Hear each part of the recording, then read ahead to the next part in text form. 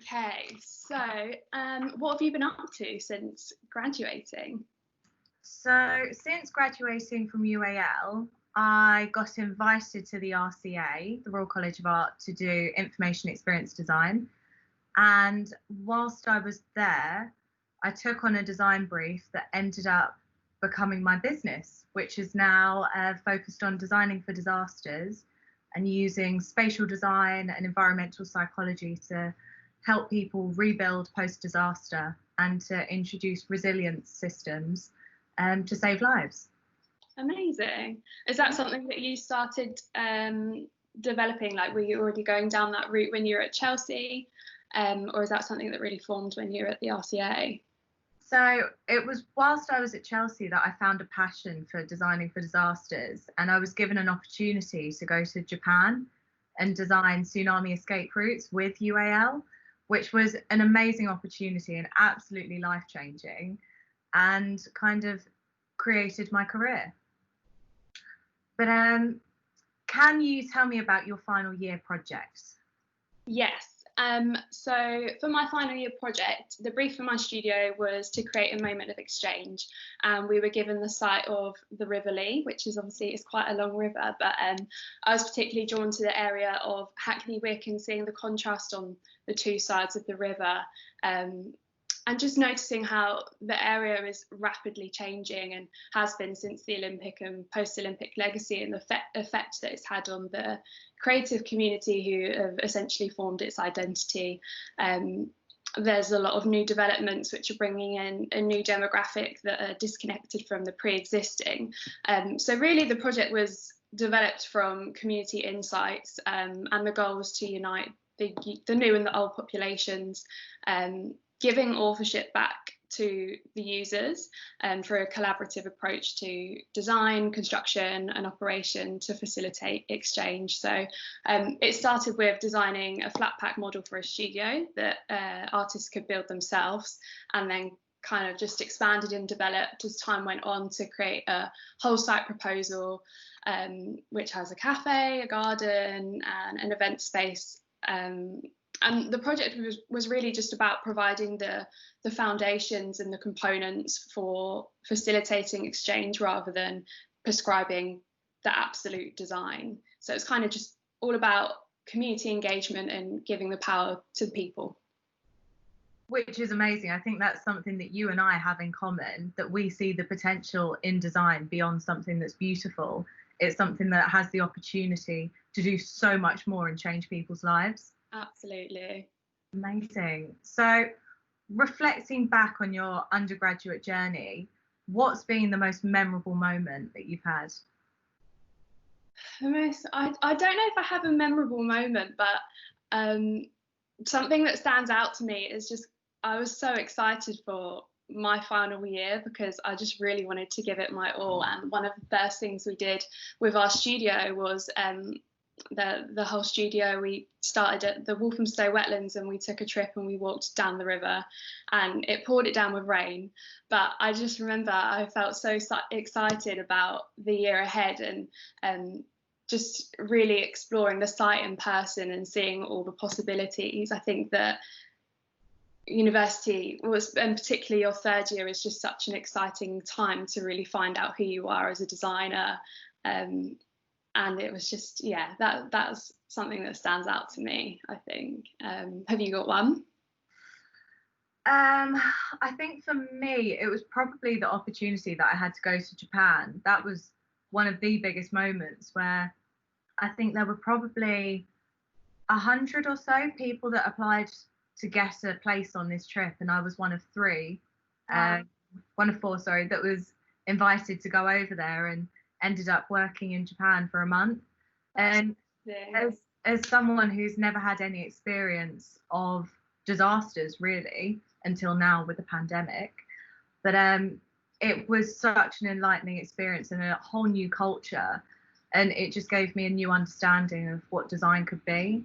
But as well as that, similar to you, in third year, I just saw it as such a good opportunity, with dissertation out the way, to really hone in and focus on what kind of practice I wanted to develop. So it was an amazing opportunity, and to meet all of the people that we did at the exhibition was amazing. But I'm sure you guys are going to have a wider audience with it all being internet based now.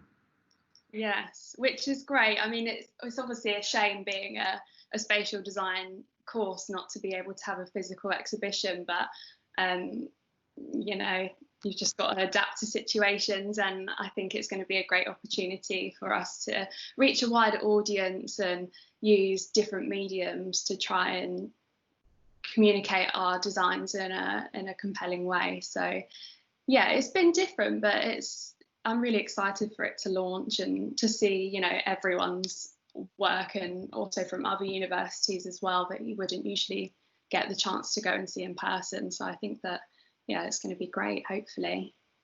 I'm sure it will. Yeah. And what about, do you remember your final exhibition? Our final exhibition was great fun because I was part of a team of people that was designing it, and we decided to make it as sustainable as possible and design the whole exhibition out of scaffolding. So we ended up creating an installation in itself out of our exhibition. So it was an amazing opportunity to do something with a budget, and it was kind of the beginning of part of my exhibition design career, and a great opportunity, which I'm sure you'll have in the future. But so what was your first job after university, after graduating, or did you go straight to do your masters? So I went straight in to do my masters, but I've always had side projects that I've worked on. So I ended up doing some exhibition design for North Lincolnshire Museum, which was something that I did in between travelling to and from Italy, which was where they had an earthquake that year, which was catastrophic. But I used my aeroplane time to do my project for North Lincolnshire Museum, and was doing research on the ground in the disaster zones and the camps. So yeah, I've always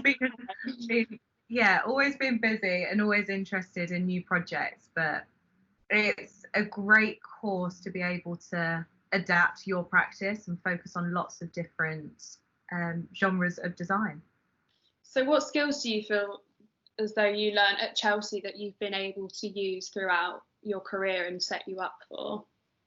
Well, I think Chelsea really focuses on practical skills.